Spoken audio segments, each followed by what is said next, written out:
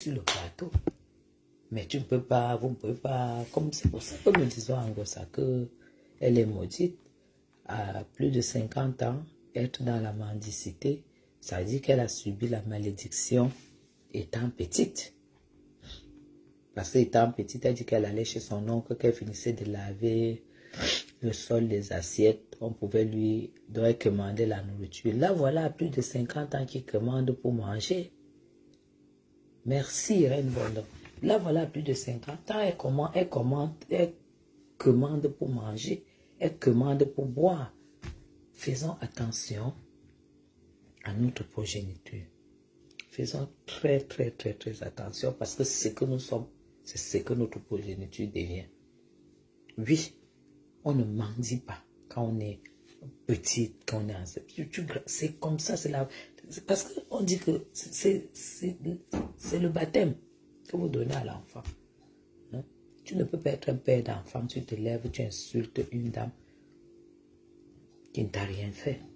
Et tu dors à côté d'un enfant qui doit naître, qui est censé avoir un avenir.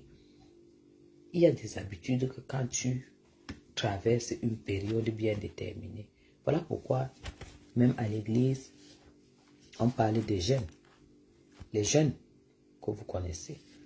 Il y a des moments quand tu veux quelque chose, il faut que tu fasses le jeûne. C'est-à-dire, tu te retires, tu te mets en position juste pour pouvoir espérer obtenir la chose. Tu ne peux pas être à côté d'un enfant que tu attends. Merci, Irène. Et tu insultes, tu insultes, tu cries et tout et tout. Hein?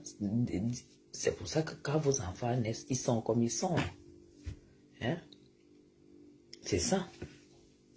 Ahmed, tout ce qu'il a écrit là, ça change quoi sur ma foi? Est-ce que ma foi a même le temps de lire? Si déjà moi, je n'ai pas eu le temps de lire. J'ai lu les 3 lignes en haut, 3 lignes. Quand c'est trop long, c'est comme ça qu'il faut faire. 3 lignes en haut, 3 lignes au milieu et 3 lignes en bas et puis tu zappes. Est-ce qu'il se rend compte que tu as zappé après avoir lu pendant une seule minute avec tout ce qui a été écrit pendant des heures? C'est des conneries. C'est des conneries. Ah mais tu sais que c'est pas toi qui as écrit.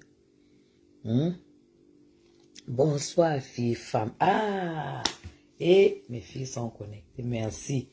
Bonsoir filles, femmes. Je suis en train d'aller manger sur la place parisienne. Je vais partir d'ici dans 30 minutes. Oui. Je vais partir d'ici dans 30 minutes et puis je serai parti. Donc, merci beaucoup à vous. C'est ça.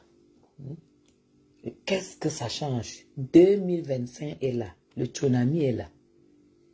Il dit que par-dessus tout, soit elle a organisé une soirée, maman.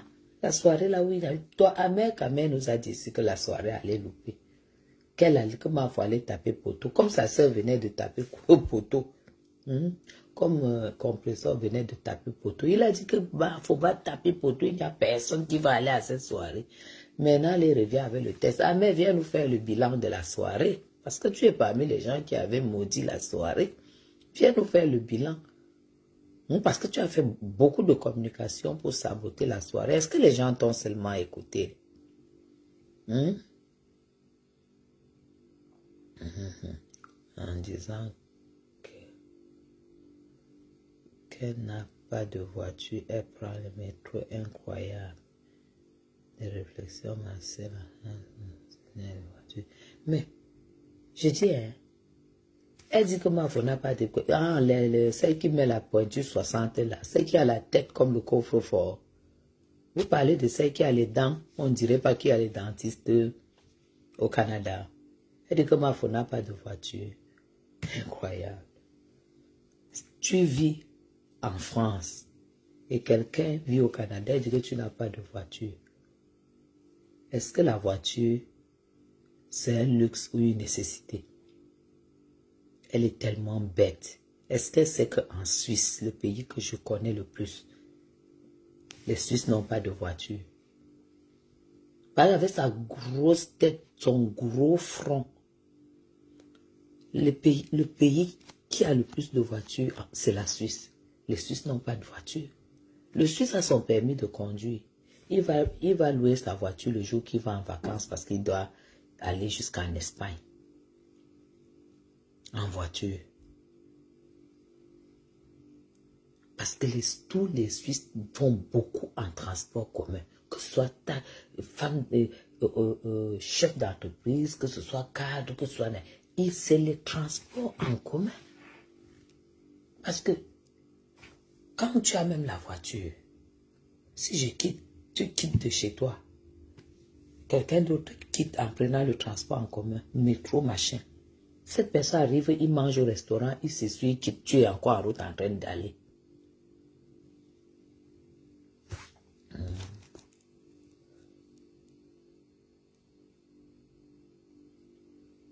La paix, Marlène Chopin et toi, j'ai très mal de... Aka, moi je ne fais pas la paix avec les requérants d'asile.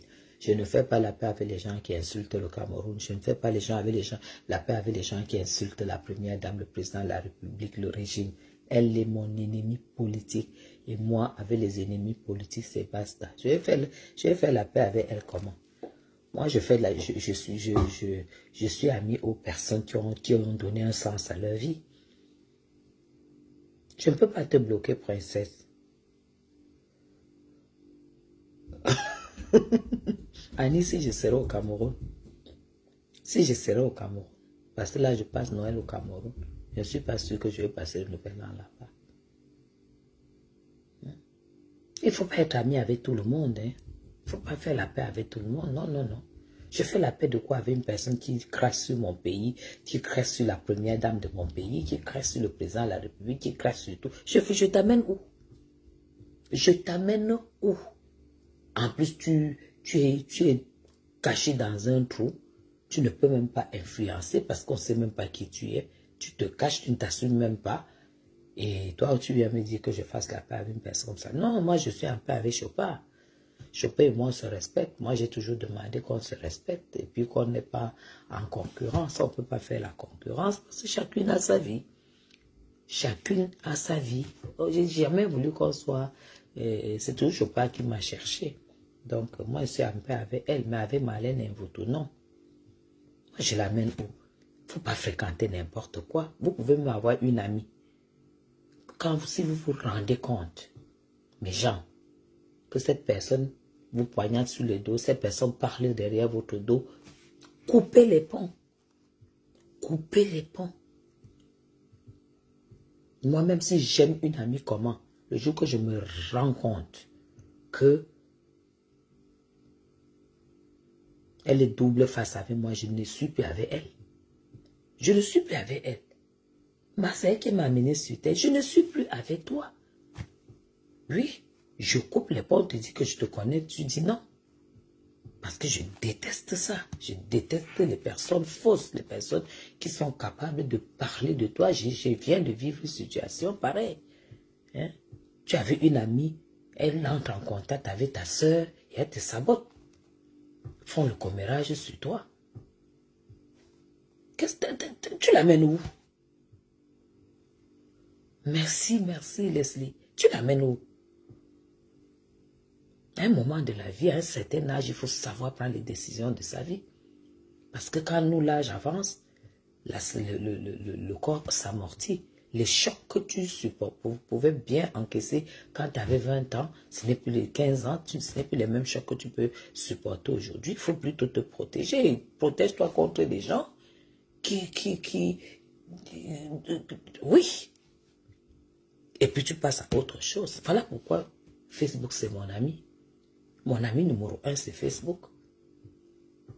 Parce que là, j'attends l'heure de mon rendez-vous. Je pars, je vais manger. Si j'aurais pu passer ce temps au téléphone avec une amie, non. Là, j'ai 131 personnes. Je suis sûr que ces personnes m'apprécient. Je suis sûr que ces personnes, je leur apporte quelque chose. Je suis sûr qu'on partage des choses bien et tout. Hein? C'est comme ça. Et il ne faut pas que les gens s'habituent à savoir que non, quand toi tu es Chapuis, Guylaine, c'est quelqu'un qui se fâche, après, elle se fâche, elle laisse. Et pour cela, les gens te poignardent au dos, les gens te font n'importe quoi. Ils viennent chez toi, Non, à un moment, il faut qu'ils se rendent compte que tu as changé. Et dans la vie, il faut changer. Il faut changer quand vous avez eu des habitudes qui vous ont entraîné beaucoup de choses négatives. Il faut changer. Que les gens qui croient vous connaître se rendent compte qu'en fait, vous avez changé. Merci beaucoup, Leslie. Vous avez compris? La vie est précieuse. Vous savez, l'année dernière, j'étais malade.